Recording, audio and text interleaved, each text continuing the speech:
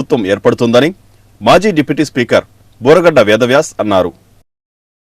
ఈ 2024లో తెలుగుదేశం జనసేన పార్టీల ప్రభుత్వం ఏర్పడుతుందని మాజీ డిప్యూటీ స్పీకర్ బోరగడ్డ వేదవ్యాస్ అన్నారు. బంటుమిల్లి లక్ష్మీపురం సెంటర్లో జంపాని కోటయ్య, జంపాని నాని ఆధ్వర్యంలో నిర్వహించిన నూతన సంవత్సర వేడుకలలో ముఖ్య అతిథిగా మాజీ డిప్యూటీ స్పీకర్ బోరగడ్డ వేదవ్యాస్ పాల్గొన్నారు.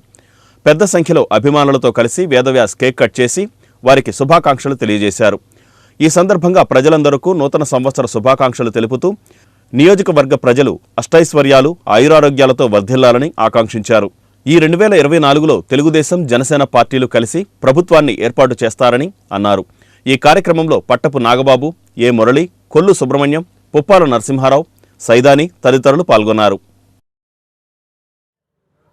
2024 సంవత్సరం కొత్త సంవత్సరం ప్రజలందరూ కూడా సుఖ సంతోషాలతో ఉండాలని, ప్రత్యేకంగా రైతాంగం గత సంవత్సరంలో అధిక తుఫాన్లు, భారీ వర్షాల వల్ల నష్టపోయినా రాబో సంవత్సరాల్లో ఆ నష్టం జరగకుండా రైతాంగం, ఇతర అన్ని వర్గాలు కూడా సుఖ సంతోషాలతో ఉండాలి. తెలుగు ప్రజలందరూ సుఖ సంతోషాలతో ఉండాలి.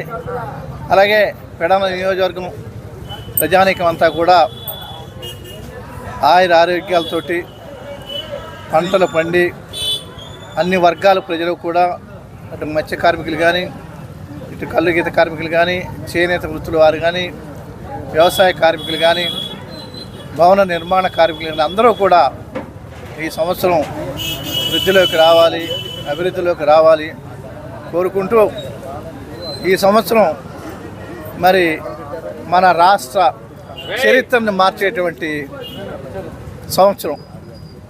ఇది చాలా ముఖ్యమైన 24వ సంవత్సరం.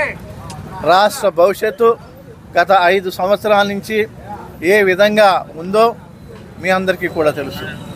అభివృద్ధి నోచుకోక అన్ని వర్గాలు ప్రజలు కూడా ఇబ్బంది పడుతూ, ప్రత్యేకంగా వైఎస్ఆర్ పార్టీ ప్రభుత్వం ప్రతిపక్షాల మీద కక్ష సాధింపుతోటి మరి 40 సంవత్సరాల ప్రజా జీవితంలో 15 సంవత్సరాలు ముఖ్యమంత్రిగా, ప్రతిపక్ష నాయకుడిగా ఉన్నటువంటి చంద్రబాబు నాయుడు గారిని అక్రమంగా, అన్యాయంగా ఏమీ లేని కేసులో 54 రోజులు జైల్లో పెట్టి ఆయన వయసును కూడా దృష్టిలో పెట్టుకోకుండా ఎన్ని ఇబ్బందులు పెట్టారో మనం చూసాం.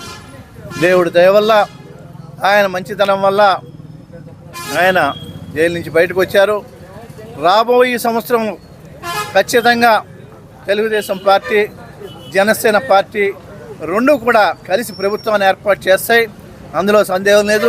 చంద్రబాబు నాయుడు గారు మళ్ళీ ముఖ్యమంత్రి అయ్యి ఈ రాష్ట్ర అభివృద్ధిలో, ఈ యొక్క రాష్ట్ర ప్రజల సంక్షేమంలో, ప్రజల అభివృద్ధిలో ఆయన పాత్ర గణనీయంగా ఉంటుంది. ఎందుకంటే ఈ యొక్క రాష్ట్ర పరిస్థితులు తెలిసిన వ్యక్తి.